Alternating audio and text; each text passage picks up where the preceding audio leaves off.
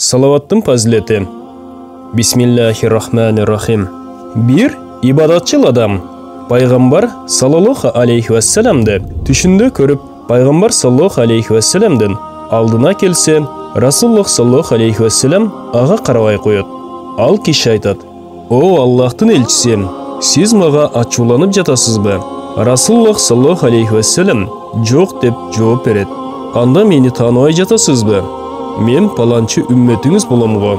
Аллахтың елшісі саллаллаху алейхи вассалам "Сені танымайт екенмін" дейді.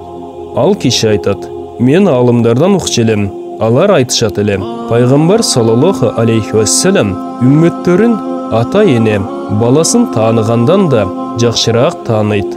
Пайғамбар саллаллаху алейхи вассалам айтты: "Тура, алымдар тура айтышат. Мен үмметтерімді таныймын, ата-енесінен да жақшырақ. Бирок салават айтуларына жараша таныймын" деді. Андықтан мұсылман бир туғандар, ар дайым Пайғамбарыбыз Мухаммад Мустафа саллаллаху алейхи вассаламға салават айтуны тоқтатпайлы. Bir жолы салават айтқан адамға Аллах Таала 10 рет райым төгөрін хадистерде келген. Аллах сіздерден разы болсын. Бізден Иқро Медиа каналыбызға катталыңыздар.